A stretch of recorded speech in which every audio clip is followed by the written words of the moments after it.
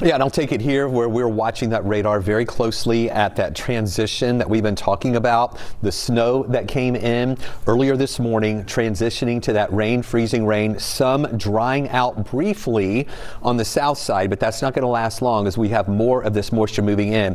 That is mainly going to be in the form of some rain and sleet and freezing rain that's going to be pushing in. And we just went over all of the differences of what that all means here.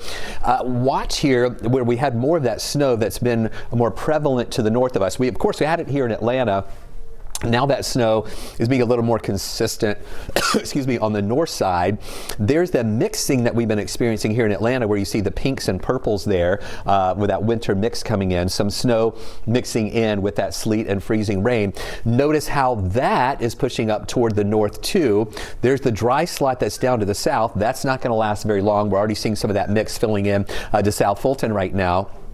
Then more of that moisture moving in. This is a lot of rain back into Alabama. That is going to keep moving into our area tonight. The area of concern that we have, that we're more concerned about, is we have a northeasterly flow here coming into northeast Georgia.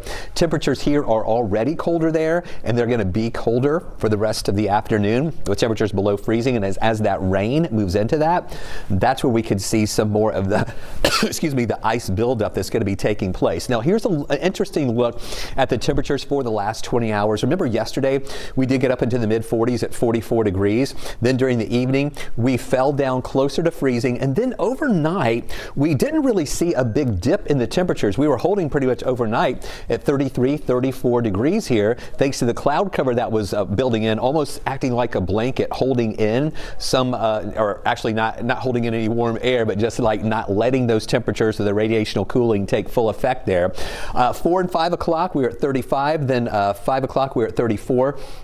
Once that moisture started moving in, we did experience some cooling there, evaporational cooling that took place, and that's when we dropped, moving down to around freezing. So far, we're at 33 right now, and you would think 1 degree is really not a big deal, but it is a big deal when you're talking about the differences between 31 and 32, and the differences between 32 and 33 degrees, because 32, of course, is the freezing point. So here's a look, the winter storm warning in effect for North Georgia, Metro Atlanta, and those counties to the south. The blue color indicating where we have that winter weather advisory. This is a live view right now at Atlanta Motor Speedway here in Henry County.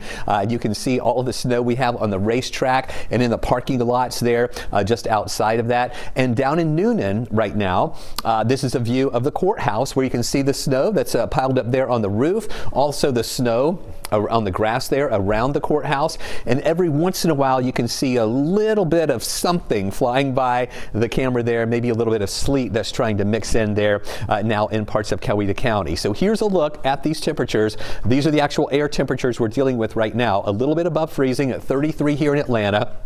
More temperatures a little above freezing on the south side, except for Peachtree City. You're holding on to 32, Carrollton 32. But look at this, north and east of the city, 31 in Gainesville, 29 in Gainesville, 29 in Canton. This cooler air with that wedge is going to stay cool today as that moisture moves in. The raindrops are going to fall through that shallow layer of air at the surface. That is going to cause freezing rain and an ice buildup that's going to be a little bit higher in areas north and east of us, as we're going to be hovering right around freezing just about all day. Here is one of the model's depiction of the ice potential as we continue through the day today, and notice that these blues, darker blues here, a little more abundant there north and east of the city where we have that wedge.